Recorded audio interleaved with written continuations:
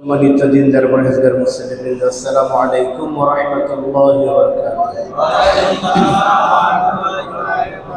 মহান আল্লাহ সুবহানাহু ওয়া তাআলার দরবারে অসংখ্য অগণিত শুকরিয়া জ্ঞাপন করছি যে রব্বুল আলামিন প্রতি সপ্তাহের ন্যায় আজকেও পবিত্র জুমার দিনে সালাতুল জুমা আদায় করার উদ্দেশ্যে আল্লাহ তাআলার ঘরে এসে দুনিয়ার সকল কাজকর্মকে পিছনে ফেলে রেখে যথাসময়ে আমাদেরকে বসার তৌফিক দিয়েছেন।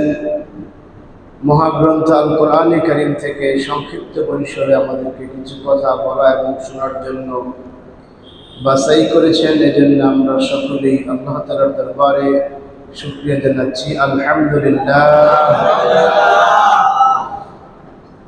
অসংখ্য অগণিত দরুদ এবং সালাম পেশ করছি আমাদের নবী সাইয়্যিদুল মুরসালিন খাতামুন নবিয়্যিন মুহাম্মদুর রাসূলুল্লাহ সাল্লাল্লাহু আলাইহি ওয়াসাল্লাম।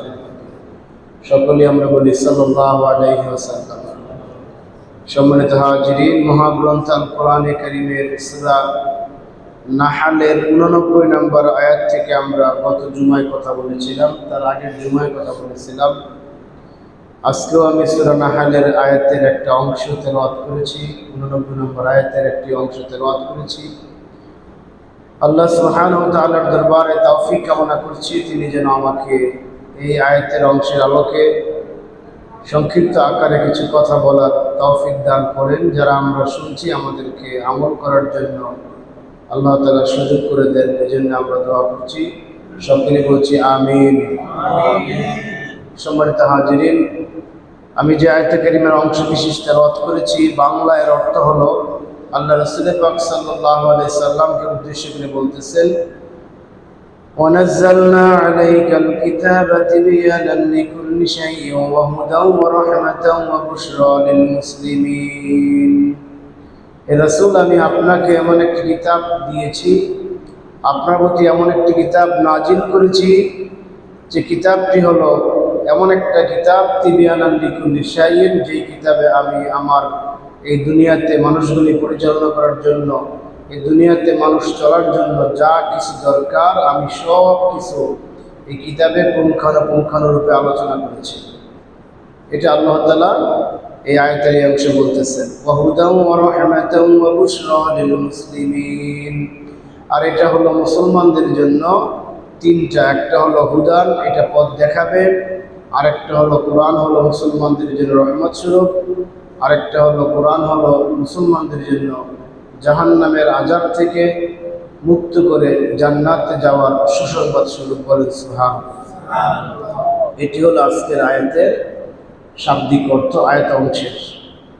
গত জুমাতে আমরা এখানে আলোচনা করেছিলাম, এর আগের জুমাতে আমরা এই অংশে আলোচনা করেছিলাম। গত জুমাতে আমাদের আলোচনার শেষ বিষয় ছিল পারিবারিক জীবনে ইসলাম। ইসলাম যে আমাদের জীবনের সর্বক্ষেত্রে সব বিষয়ে আলোচনা করেছে, পারিবারিক জীবনে ইসলাম আমাদের জন্য কি কি বিধান দিয়েছে, ব্যক্তিগত জীবনে আমাদের জন্য ইসলাম কি কি বিধান দিয়েছে, আমরা গত জুমাতে আলোচনা করেছিলাম।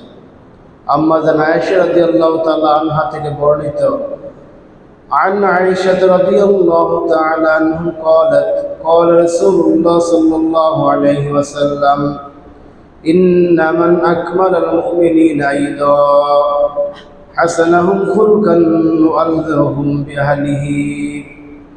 রাসূল পাক সাল্লাল্লাহু আলাইহি সাল্লাম ইরশাদ করেছেন, তোমাদের মধ্যে সবচেয়ে উত্তম ব্যক্তি হলো ওই ব্যক্তি যার চরিত্র ভালো। বলেন সুবহানাল্লাহ। যার চরিত্র ভালো ওই ব্যক্তি উত্তম। আর আরেকজন ব্যক্তি হলেন যে ব্যক্তি তার পরিবার পরিজন, বিশেষ করে তার স্ত্রীর নিকট ভালো, তার স্ত্রীদের নিকট যে ব্যক্তি ভালো সে ব্যক্তি উত্তম। একজন মানুষ সে যতই ভালো হোক না কেন, তার ফ্যামিলিতে তার আচার আচরণ, কথাবার্তা, চলাফেরা, মুআমালাত যদি ভালো না হয়, রাসূল পাক সাল্লাল্লাহু আলাইহি সাল্লামের দৃষ্টিতে ওই মানুষটা ভালো মানুষের কাতারে পড়ে না। বলেন নাউজুবিল্লাহ।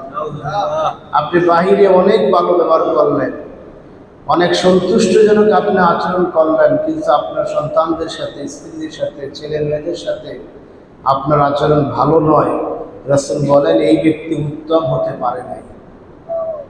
এজন্য পারিবারিক জীবনে, গত জুমাতে একটু বাকি ছিল বলা, যে আমাদেরকে পারিবারিক জীবনে উত্তম হতে হবে, স্ত্রীর কাছে উত্তম হতে হবে স্বামী হিসাবে, সন্তানের কাছে উত্তম হতে হবে পিতা হিসাবে, ভাইয়ের কাছে ভাই উত্তম হতে হবে ভাই হিসাবে, বোনের কাছে উত্তম হতে হবে ভাই হিসাবে, পিতার কাছে উত্তম হতে হবে সন্তান হিসাবে। বাইরে আপনি অনেক ভালো মানুষ, কিন্তু আপনার ভিতরে বাড়িতে আব্বা আম্মার সাথে ভালো আচরণ করেন না, আপনি সন্তানদের সাথে ভালো আচরণ করেন না, রাসূল বলেন এই ব্যক্তি উত্তম নয়। মন থাকবে নি?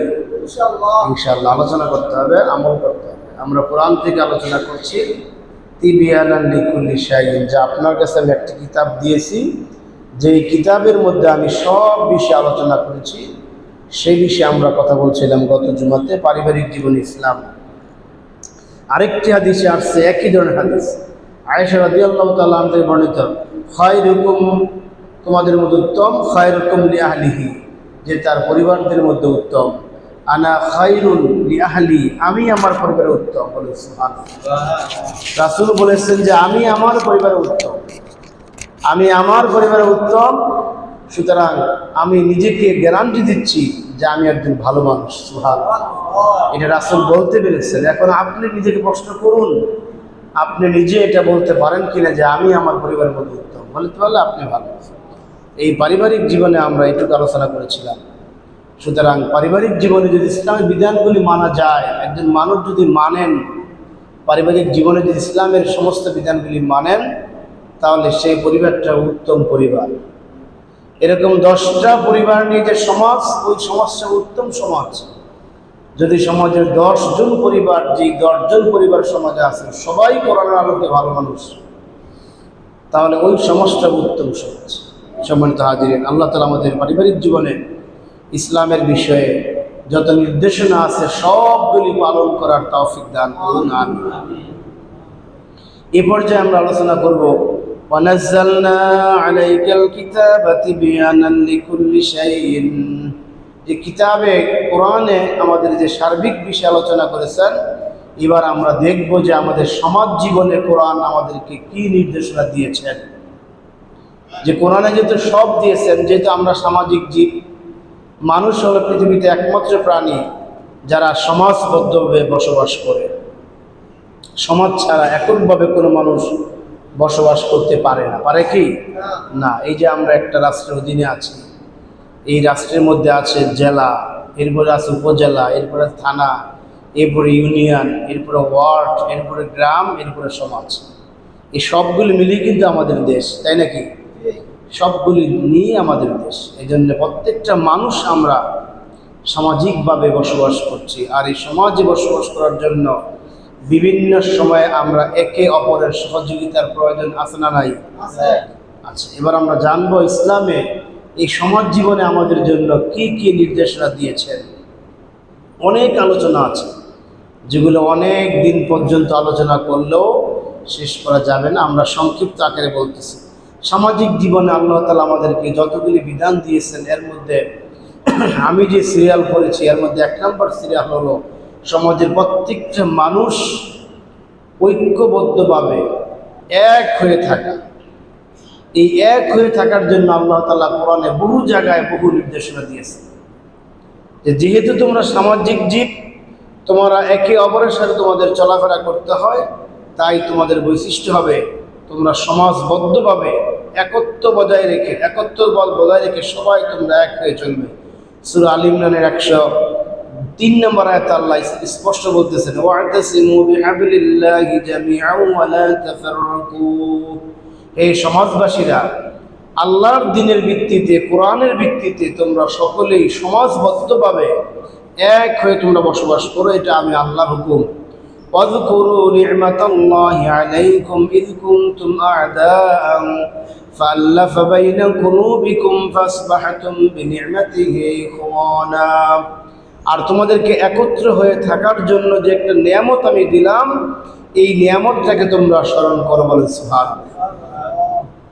কিছু মানুষ সমাজের মধ্যে একতাবদ্ধ হয়ে বসবাস করা, এটা আল্লাহর পক্ষ থেকে একটা বড় একটা নিয়ামত। কারণ এই মানুষগুলি ইতিপূর্বে এক এক মানুষ এক এক অঞ্চলে ছিল, এরা ছিল ইতিপূর্বে একে অপরের শত্রু ছিল। আল্লাহ তাআলা ফাআল্লাফ বাইনা কুলুবিকুম, এই সামাজিকভাবে প্রত্যেকটা মানুষের অন্তরকে আল্লাহ তাআলা একত্র করেছেন, জুড়ে দিয়েছেন। ফাসবাহাতুম বিনি'মাতিহি ইখওয়ানা, আল্লাহ তাআলা প্রত্যেককে ভাই ভাই হয়ে থাকার মতো একটা পরিবেশ এই সমাজে করে দিয়েছে।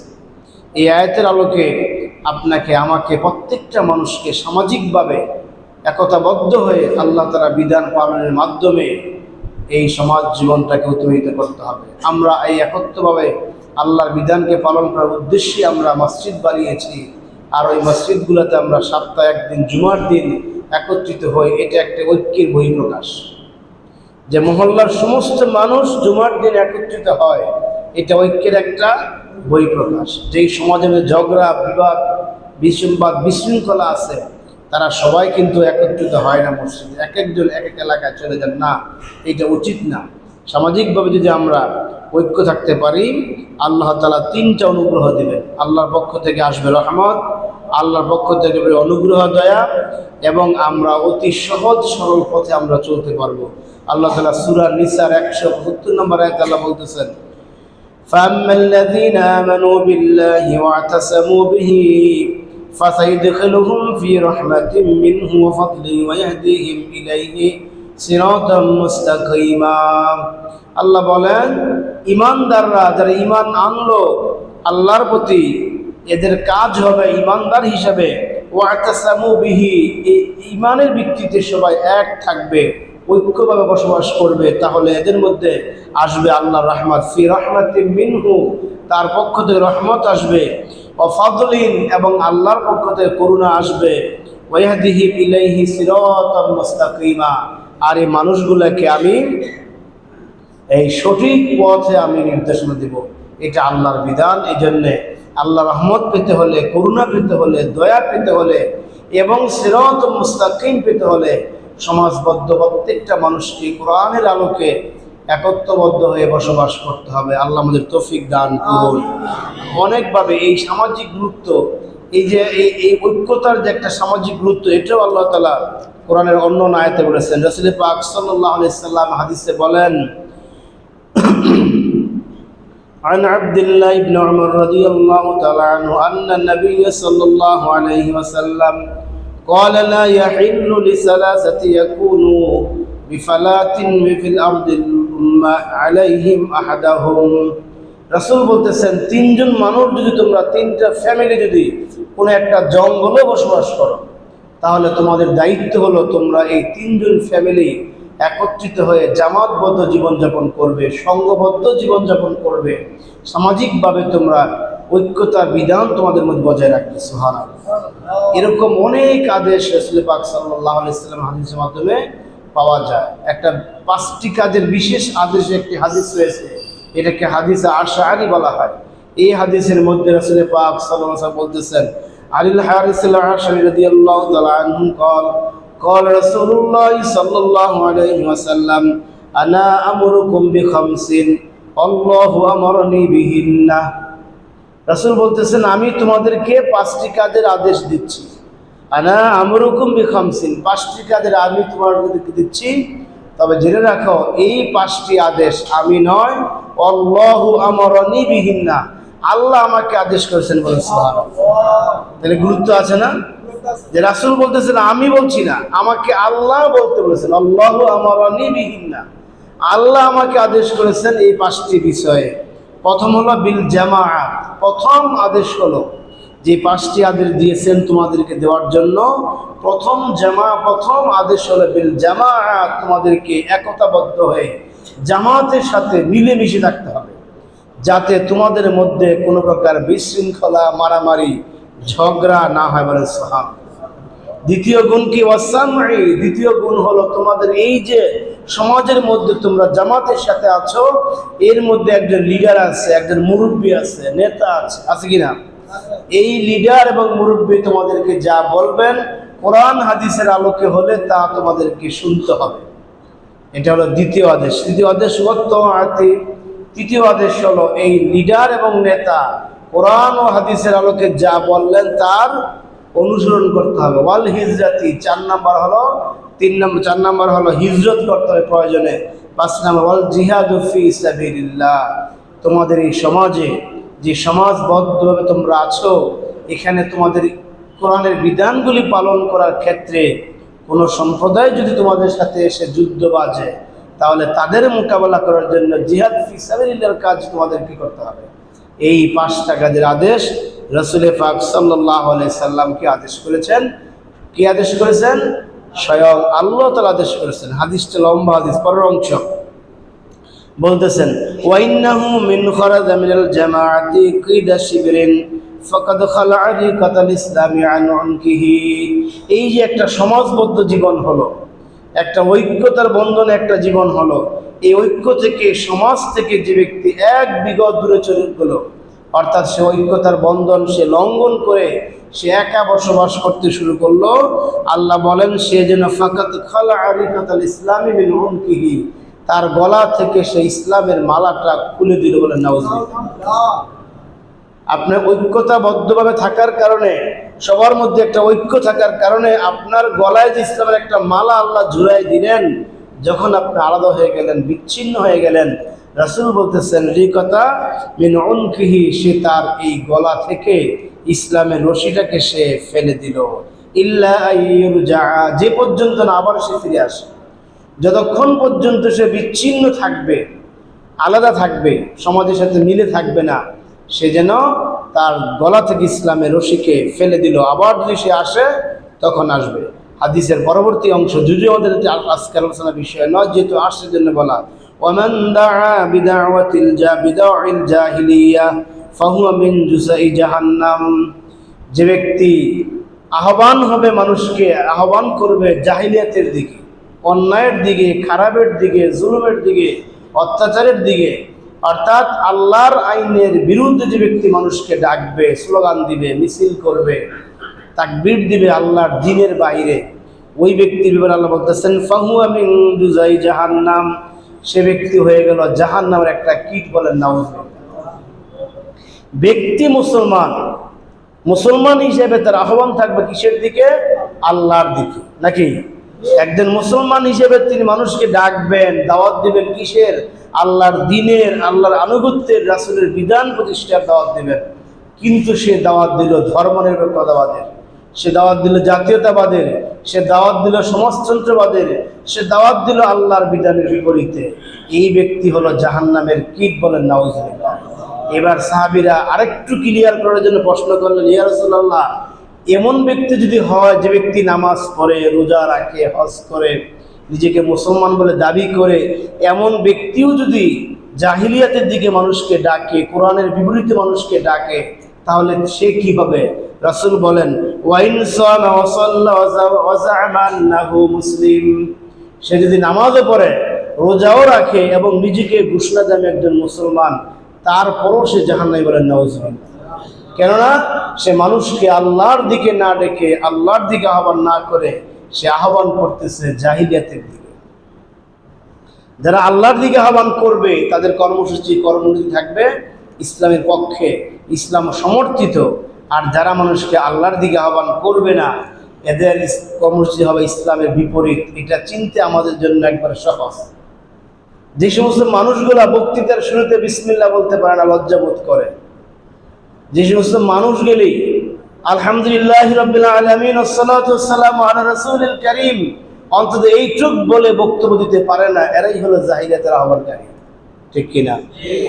আমরা দেখছি গত 13, 14, 15 বছর 3টা সংসদ ভবনে দাঁড়িয়ে মুসলমান এমপিরা, মন্ত্রীরা 20 মিনিট, 30 মিনিট, 40 মিনিট, 10 মিনিট বক্তব্য দিয়েছেন, আলহামদুলিল্লাহ দিয়ে বক্তব্য শুরু করতে পারেন নাই। কেন? এটা কিসের? এটা কেমন মুসলমানের সংসদ? আপনি কোরআন তেলাওয়াত দিয়ে শুরু করলেন নাম কাওয়াজতে, তাও কোনো মতো একটা তেলাওয়াত দিয়া শুরু করলেন। একজন মন্ত্রী আগামী 1 বছরের বাজেট বক্তব্য দিচ্ছেন প্রায় 1 ঘন্টা ব্যাপী, প্রেসিডেন্ট বক্তব্য দিচ্ছেন, ভাষণ দিচ্ছেন যাদের উদ্দেশ্যে, প্রধানমন্ত্রী বক্তব্য দিচ্ছেন, সেখানে অন্তত এই কথা বলতে পারেন নাই আলহামদুলিল্লাহি রাব্বিল আলামিন ওয়াসসালাতু ওয়াসসালামু আলা রাসূলিল কারীম, এই শব্দ বলতে পারেন নাই। পারছেন? এই শব্দ বলেন নাই। কিন্তু 10 মিনিটের বক্তব্যের মধ্যে 8.5 মিনিট গুণগান গাইছেন একজন ব্যক্তি। কার গুণগান? একজন ব্যক্তির গুণগান গাইছেন 8.5 মিনিট, আর 1.5 মিনিটে আসল কথা বলছেন। এরকম সংসদ, এরকম সাংসদ, এমপি, মন্ত্রী থেকে আমরা পানা চাই, কি বলেন? আমরা সামনে এমন এমপি মন্ত্রী চাই যারা সংসদে দাঁড়িয়ে আল্লাহর নাম নিয়ে রাসূলের উপর দুরূদ পাঠ করে দোয়া শেষ করবেন এবং শেষে বলবেন ওয়া আখিরু দাওয়ানা আনিল হামদুলিল্লাহি রাব্বিল আলামিন, এই বলে তার বক্তব্য শেষ করবেন, ঠিক কিনা? এর বাইরে যারা আছে সবগুলি মানুষকে ডাকেন, জাহিলিয়াতের দিকে ডাকেন। রাসূল বলেন ওই ব্যক্তি যদিও হাজী সাহেব হোক, ওই ব্যক্তি যদিও নামাজি হোক, যদিও রোজাদার হোক, রাসূল বলেন ওয়াইন সামা ওয়া সাল্লা ওয়া জামা আন্নাহু মুসলিম, নিজেকে মুসলিম হিসেবে ঘোষণা দিলেও ওই ব্যক্তি জাহান্নামের কীট হবে। সম্মানিত হাজিরিন, আমাদেরকে আল্লাহ তাআলা বুঝার তৌফিক দিন। এজন্য প্রত্যেকটা মানুষকে সামাজিকভাবে ঐক্যবদ্ধ হয়ে বসবাস করতে হবে, এটা আল্লাহর আহ্বান। এই জন্য আল্লাহ তাআলা নিষেধ করতেছেন ওয়ালা তাকুনু কাল্লাযীনা তাফাররাকু ওয়াখতালাফু মিন বা'দি মা জাআহুমুল বায়িনাত। আল্লাহ বলতেছেন তোমরা ওই সমস্ত মানুষের মতো হয় না, ওই সমস্ত ইহুদি খ্রিস্টানদের মতো হয় না যাদের কাছে আল্লাহ তাআলার স্পষ্ট বিধান আসার পরও বিভিন্ন বিষয় নিয়ে তারা মতানৈক্যে লিপ্ত ছিল। মতানৈক্য করতে একটা বিষয় নিয়ে এককভাবে বসে সিদ্ধান্ত নিতে পারতো না, তাদের মতো হয় না। যদি হও ওয়াউলাইকা লাহুম আযাবুন আযীম, তাহলে তোমরা হয়ে যাবে, তোমাদের জন্য আল্লাহ তাআলা কঠিন শাস্তি দিবেন। সম্মানিত হাজিরিন, এই সামাজিক জীবনের আমাদের সেই অন্যতম একটা বৈশিষ্ট্য হলো, দায়িত্ব হলো আমরা বসবাস করব, একতাবদ্ধ হয়ে বসবাস করব।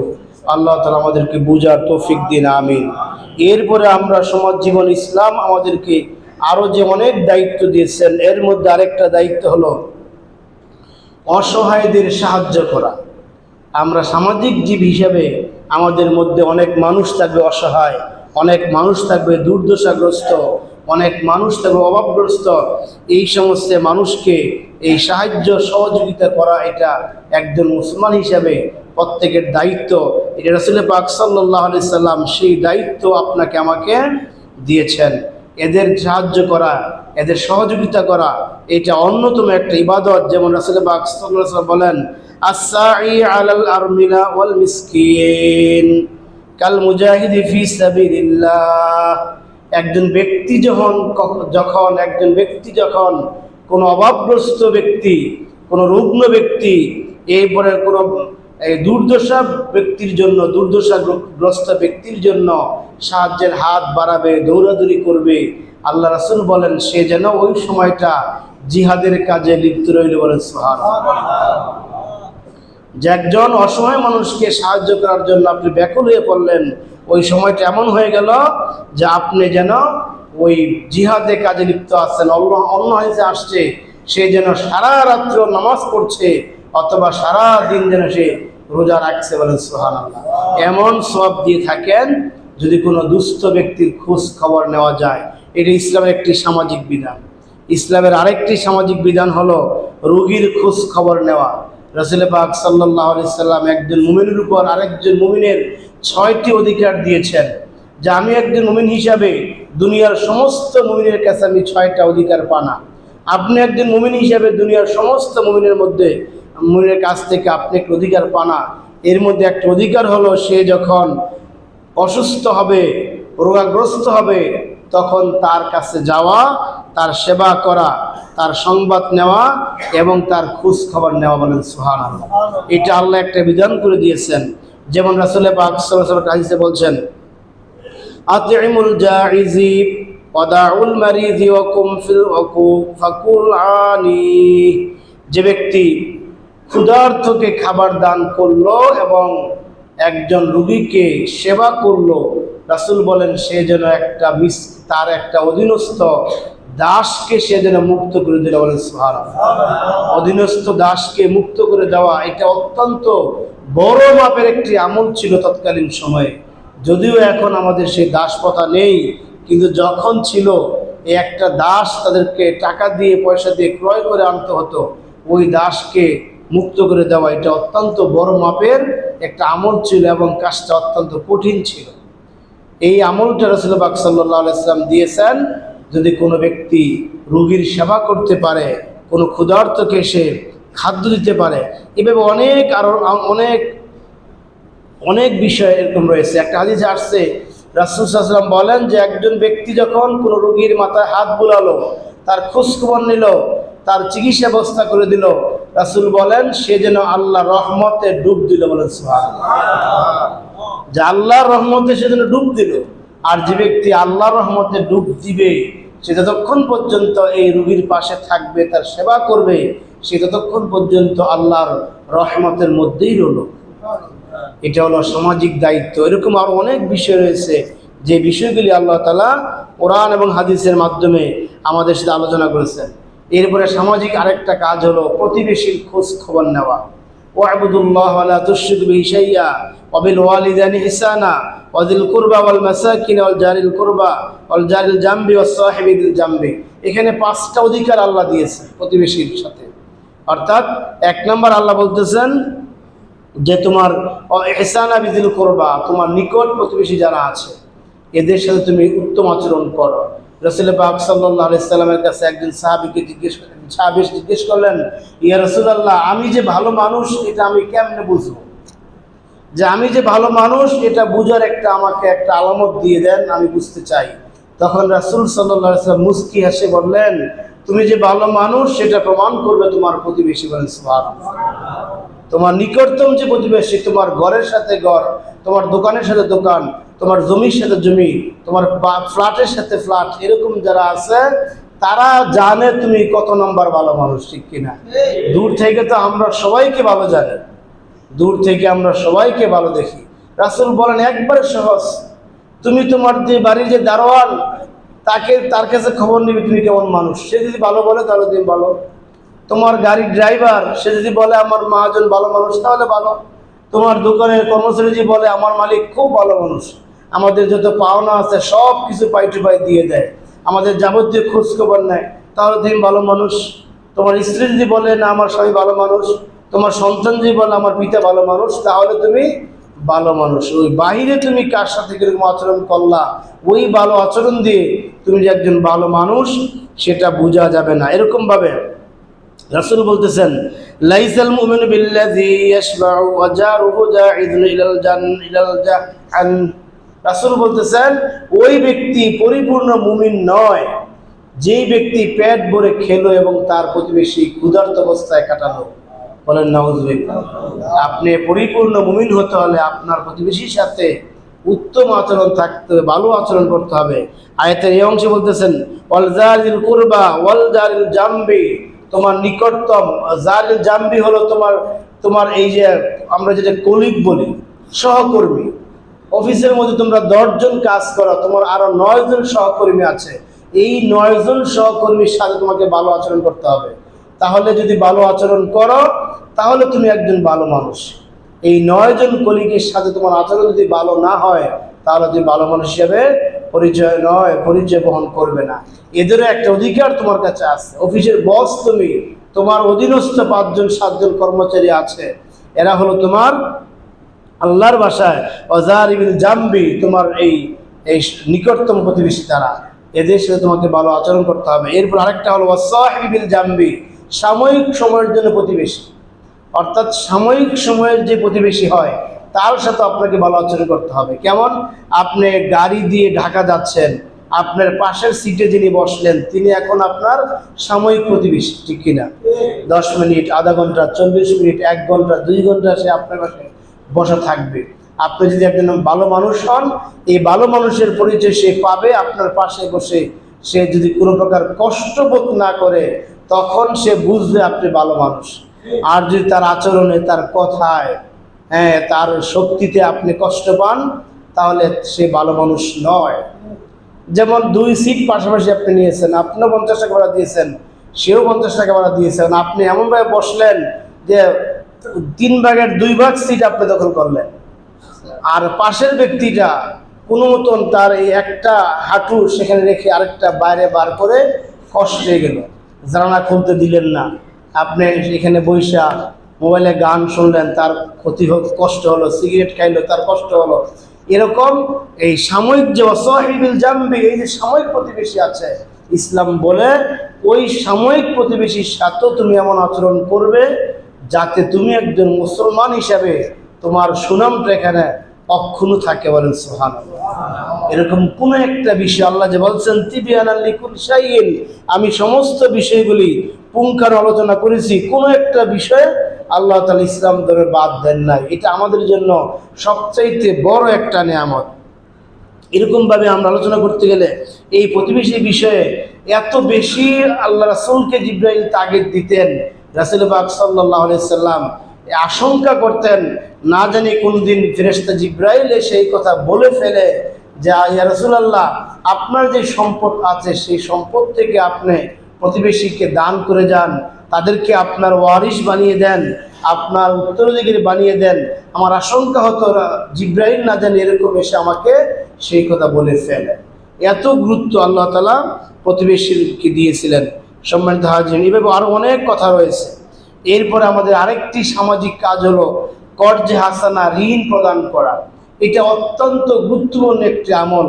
একজন ব্যক্তিকে রাসূল বলেন যে ব্যক্তিকে 2 বার ঋণ দিল, এই 2 বার ঋণ দেওয়ার কারণে যেই পরিমাণ ঋণ তাকে দেওয়া হলো ওই পরিমাণ টাকা দান করার সওয়াব তার আমলনামায় আল্লাহ দিয়ে দেন। সুবহানাল্লাহ।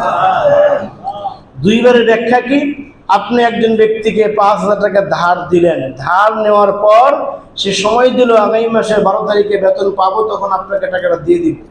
সে কোনো কারণে সে 12 তারিখ দিতে পারে নাই, আরো 5 দিন সময় নিল। এই 5 দিন সময় নেওয়ার কারণে আপনি তার সাথে কোনো খারাপ আচরণ করলেন না, হাসি মুখে বললেন ঠিক আছে ভাই, তোমার সুবিধা মতো দরকার আরো 2 দিন পরে দিও। এই যে একটা সুযোগ দিলেন, রাসূল বলেন এই 2 বার দেওয়া, অর্থাৎ 10 তারিখ পর্যন্ত একবার ধার দিলেন, পরে আবার 10 থেকে 15 তারিখ, এই যে সময়ে ধার দিলেন, এই 2 বার ধার দেওয়ার কারণে রাসূল বলেন এই 10,000 টাকা দান করলে যে সওয়াব দিত, এই ধার দেওয়ার কারণে আল্লাহ তাআলা সেই সওয়াব দেন। বলেন সুবহানাল্লাহ। এই কর্জে হাসানার এত গুরুত্ব, কিন্তু আমরা আসলে কর্জে হাসানা যাদেরকে দেই বা যারা নেয় তারা নিয়ে তার সম্পর্ক রাখে না, যার ফলে দেওয়ার ক্ষেত্রে এখন অনেকেই সতর্ক। এটা উচিত না। কর্জে হাসানা যেরকম নেওয়া আবার দিয়ে দেওয়া, এটা প্রত্যেকের দায়িত্ব। এরকম আর অনেক বিধান আছে, অনেকগুলি পয়েন্ট এখানে আছে, সবগুলি বলার সুযোগ নাই, সময় নাই। এরপরে সূরা বাকারার 83 নম্বর আয়াতে আল্লাহ তাআলা আরো অনেকগুলি সামাজিক বিধান দিয়েছেন। সেখানে আল্লাহ বলেছেন লা তা'বুদু ইল্লাল্লাহ ওয়া বিল ওয়ালিদাইনি ইহসানা, আল্লাহ ছাড়া কার দাসত্ব করবে না, পিতা মাতার সাথে ইহসান করবে, গরিব মিসকিন অসহায় যারা আছে তাদের সাথে ভালো আচরণ করবে। এরকম সেখানে 8টা সামাজিক দায়িত্ব প্রত্যেকটা মানুষকে আল্লাহ দিয়েছেন। সেই সামাজিক দায়িত্বগুলি পালন করা প্রত্যেক মানুষের ঈমানি দায়িত্ব। যেমন আল্লাহ বলতেছেন ওয়ালিয়াতামা, এতিমের সাথে ভালো আচরণ করা। আজকে আমাদের সমাজে অনেক এতিম মিসকিন অসহায় রয়েছে, বাপটা মারা গেছে, মাটা মারা গেছে, এখন সে অসহায় হয়ে আপনার আশ্রয়ে আছে, আপনি তার মামা অথবা আপনি তার চাচা বা আপনি তার দাদা, এই যে সে এতিম হয়ে আপনার কাছে আসলো, তার যে অধিকার আছে সেই অধিকারটাকে পুরোপুরি প্রতিষ্ঠা করে এখন আপনার দায়িত্ব। বাপ মারা গেছেন, আমাদের সমাজেই আল্লাহ তাআলার বিধান হলো পিতা রেখে যদি দাদা থাকতে কোনো সন্তান যখন মারা যায় তখন সে হয় যে আল্লাহর বিধান অনুযায়ী নাওয়ারিশ হয়ে যায়, সে কোনো সম্পদের মালিক হয় না, অর্থাৎ তার নাতিরা সম্পদের মালিক হয় না, যেহেতু তার সন্তান মারা গেছে। এখন এই দাদার দায়িত্ব হলো এই সন্তানের সাথে ইনসাফপূর্ণ আচরণ করা। অর্থাৎ আপনার সন্তান মারা গেছে, তার সন্তান জীবিত আছে, এখন যদি আপনি এই কথা মনে করেন ইসলামের দৃষ্টিতে সে এখন কিচ্ছু পায় না, আমার সম্পদ আমার অন্য ছেলে মেয়েদেরকে তারা পাবে, এটা ইসলামের বিধান। কিন্তু আপনার দায়িত্ব হলো এদের অধিকার হিসাবে এই এতিমগুলি যাতে করে সুন্দরভাবে মান সম্মান ইজ্জতের সাথে বড় হতে পারে, বসবাস করতে পারে। এই জন্য আপনাকে আল্লাহ তাআলা এখন একটা পরীক্ষায় ফেলেছেন, আপনি এদেরকে এক্সট্রা কিছু দিয়ে যান যার মাধ্যমে তারা সামাজিকভাবে প্রতিষ্ঠা লাভ করতে পারে। এটা দায়িত্ব প্রত্যেক দাদার। আবার যদি এরকম হয় যে দাদা নাই, চাচারা আছেন, তখন সে অটোমেটিকলি সে বাপের সম্পদ থেকে পাবে। কিন্তু কোন চাচারা মামারা যেন তাদেরকে না ঠগায়, আল্লাহ তাআলা কঠিন বিধান দিয়েছেন। সূরা নিসাতে আল্লাহ বলেছেন, যদি কোনো এতিমদেরকে এই সম্পদ থেকে বঞ্চিত করা হয়, ঠগানো হয়, এক হলো বঞ্চিত না দেওয়া, আর ঠগানো হলো একবারে বিলের মাঝখানে কম দামি জায়গা থেকে দেওয়া। এরকম সিস্টেম আছে না? আছে। চাচারা কি করেন, দুই চাচা আছেন, বড় ভাই মারা গেছে বা মেজু ভাই মারা গেছে, এই সন্তানগুলিকে এমন জায়গায় সম্পদের ভাগ দিল একবারে বিলের মাঝখানে, আর তারা নিলেন রাস্তার ধারে ধারে, আমাদের দেশীয় ভাষার লায়েক সম্পত্তি। তাদের সম্পত্তির দাম হলো 20 লাখ টাকা কাঠা, আর এতিম বাতি থেকে যে সম্পদ দিছে ওইটা একবারে বিলের মাঝখানে, ওইটার দাম হলো 1.5 লাখ টাকা কাঠা, তাও বাটি নেই। এটা হলো ঠগানো। আল্লাহ এটা চরমভাবে নিষেধ করেছে। এই যে তুমি ঠগাইলা, তাকে দিলা 3 লাখ টাকা কাঠার জায়গা, আর তোমরা নিলা 20 লাখ টাকা কাঠার জায়গা, এই যে 17 লাখ টাকা প্রতি কাঠায় ডিফারেন্স। আল্লাহ বলেন এই 17 লাখ টাকা হলো তুমি তোমার পেটে জাহান্নামের আগুন ঢুকাইলা। বলেন না? যতীমের সম্পদকে তসরুফ করে যে ব্যক্তি খাবে, ইয়াকুলুনা ফি বুতুনিহিম ফিন্নার, তার পেটে যেন সে জাহান্নামের আগুনকে ঢুকালো। এজন্য এতিমের সম্পদ থেকে প্রত্যেককে সাবধান হতে হবে। এদের সম্পদ এদেরকে পুরোপুরি ভাগ করে দিতে হবে। যেটুক সে পানা আছে ওইটুক পুরোপুরি 16 আনা হিসাব করে, পারলে আর একটু বেশি দেওয়া হবে। সম্মানিত হাজির, এরপর আল্লাহ বলতেছেন ওয়াল মাসাকিন, মিসকিনের অধিকার। মিসকিন হলো আপনার কোনো আত্মীয় না, সে সায়েল, হাত পেতে খায়, বাড়িঘর নাই, তার কিছু, সে অসহায়। এই মিসকিন যখন আপনার কাছে ভিক্ষার জন্য আসবে, আল্লাহ বলেন এই মিসকিনকে তুমি কখনো ধমক দিবা না। ফামাসাইলা ফালা তানহার, তোমার কাছে যখন সাহায্যের জন্য আসবে, ভিক্ষার জন্য আসবে, তখন তাকে কখনো ধমক দিবা না। আমরা কিন্তু ইচ্ছাই হোক অনিচ্ছাই হোক অনেক সময় মিসকিনদেরকে ধমক দিয়ে তাড়িয়ে দেই। এটা মোটেও উচিত না। যে মিসকিনটা আপনার কাছে আমার কাছে আসলো, সে তার হকটা নিতে আসছে, তাকে আল্লাহ তাআলা মিসকিন বানিয়েছেন, আপনাকে আল্লাহ ধনী বানিয়েছেন। আপনাকে পরীক্ষা হলো আপনি সেই সম্পদ থেকে তাকে দান করেন কিনা, আর তাকে পরীক্ষা হলো সে এইভাবেই থেকে থেকে আল্লাহর সন্তুষ্টি অর্জন করে, আল্লাহর শুকরিয়া আদায় করে কিনা। এই জন্য আল্লাহ দুইজনকে পরীক্ষার মধ্যে ফেলেছেন। কিয়ামতের দিন যে সমস্ত ব্যক্তিরা হিসাব নিকাশের পর জাহান্নামে চলে যাবে, আল্লাহ মাঝে মধ্যে জাহান্নামী আর জান্নাতীদেরকে কথা বলার সুযোগ দিবেন। এক পর্যায়ে জাহান্নামীদেরকে জিজ্ঞেস করা হবে, তোমরা আজকে কেন জাহান্নামে আসলা? দুনিয়াতে বেশ আরাম আয়েশেই ছিলা। তখন তারা বলবে যে আমরা দুনিয়াতে অনেকগুলি অন্যায় করতাম, এর মধ্যে একটা অন্যায় ছিল আমরা মিসকিনদেরকে খাবার দেই নাই। বলে নাউজুবিল্লাহ। আমরা মিসকিনদেরকে খাবার দেই নাই, খাবার দেওয়ার ক্ষেত্রে আমরা উৎসাহ প্রদান করি নাই, সবসময় না করছি। এটা উচিত না, এটা উচিত না। মিসকিনরা আসলে ওদেরকে আপনার সাধ্য অনুযায়ী আপনি দিবেন, কাউকে ফিরাবেন না। মাঝে মধ্যে এমন দেখা যায় অনেকেই সবসময় মিসকিনদেরকে খালি মাফ করো, ধমক, চলে যাও চলে যাও, এটা মোটেও ঠিক না। এই জন্য এই মিসকিনের অধিকারটা আল্লাহ প্রতিষ্ঠা করবেন আপনার দেওয়ার মাধ্যমে, দানের মাধ্যমে। ওয়াকুলু লিন্নাসি হুসনা, সামাজিক আরেকটা দায়িত্ব হলো প্রত্যেকটা মানুষকে ভালো ভালো কথা বলা। ওয়াকুলু লিন্নাসি হুসনা, মানুষের সাথে উত্তম আচরণ করা। এই উত্তম আচরণ করা এটা উম্মতে মুহাম্মাদের একটা বৈশিষ্ট্য, যেটা অন্য রসুলের উম্মতদের বৈশিষ্ট্য ছিল না। যেমন বনি ইসরায়েলদের বৈশিষ্ট্য ছিল না এটা, তারা মানুষের সাথে ভালো ব্যবহার, উত্তম আচরণ করতে তারা শিখে নাই। তাদের মেজাজ ছিল বিটকিটে মেজাজ ছিল। এরা মানুষের সাথে সুন্দর মতো ভালো মতন স্মাইলিং ফেজে কথা বলার এদের অভ্যাস ছিল না। কিন্তু এখান থেকে আমাদেরকে আল্লাহ ব্যতিক্রম করেছেন। রাসূল পাক সাল্লাল্লাহু আলাইহি সাল্লাম সারা জীবনের আচরণ ছিল ওয়াকুলু লিন্নাসি হুসনা, সারা জীবন আচরণ ছিলেন তিনি ভালো আচরণ করেছেন। বলেন সুবহানাল্লাহ। ইন্নাকা লাআলা খুলুকিন আযীম বলা হয়েছে। তিনি সারা জীবন ভালো আচরণ করেছেন। কোন শত্রুপক্ষ, কোন মিত্রপক্ষ, কোন কর্মচারী, কোন স্ত্রী তাদের জীবনে কেউ বলতে পারবে না এই কথা যে আমাদের সাথে রাসূল পাক সাল্লাল্লাহু আলাইহি সাল্লাম কালো মুখে কথা বলেছেন, ধমক দিয়েছেন। এমন আচরণ এক দিনের জন্য, এক মুহূর্তের জন্য কোন সাহাবীরা পান নাই। বলেন সুবহানাল্লাহ। সেজন্য তার উম্মত হিসেবে আমাদের প্রত্যেকের দায়িত্ব হলো ওয়াকুলু লিন্নাসি হুসনা, মানুষের সাথে ভালো আচরণ করা। এরকম ভাবে সামাজিক আরো অনেক দায়িত্ব আল্লাহ আপনাদেরকে আমাদেরকে দিয়েছেন এই কোরআনের মাধ্যমে। এই দায়িত্ববোধ থেকে যদি আমরা সামাজিকভাবে এই দায়িত্বগুলি পালন করতে পারি, তাহলে এই সমাজটা হবে একটি আদর্শ সমাজ, একটি ইসলামী সমাজ। ঠিক কিনা? আমরা কিন্তু সেই ইসলামী সমাজই চাচ্ছি। যে আমাদের প্রত্যেকটা সমাজ হোক ইসলামী সমাজ, যেই সমাজের প্রত্যেকটা মানুষ মানুষকে মূল্যায়ন করবে, প্রত্যেকটা মানুষ মানুষের অধিকার প্রতিষ্ঠা করবে, সেই মূল্যায়ন এবং অধিকার প্রতিষ্ঠার মাধ্যমে এখানে একটা শান্তি শৃঙ্খলা ফিরে আসবে।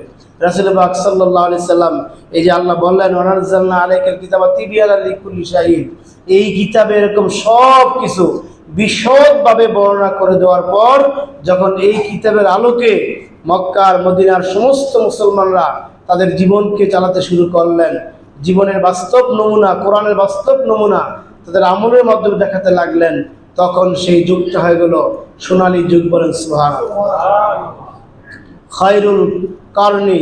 খায়রুল কুরনি কারণী, রাসূল বললেন যে সর্বোত্তম যুগ হলো আমার যুগ, এবং সেটা সবচেয়ে উত্তম যুগ ছিল, যে মানুষগুলি নিরাপদে নির্বিঘ্নে তারা যেতে পারতেন, কোনো প্রকার রাস্তার মধ্যে কোনো ডিস্টার্ব তাদেরকে করতো না।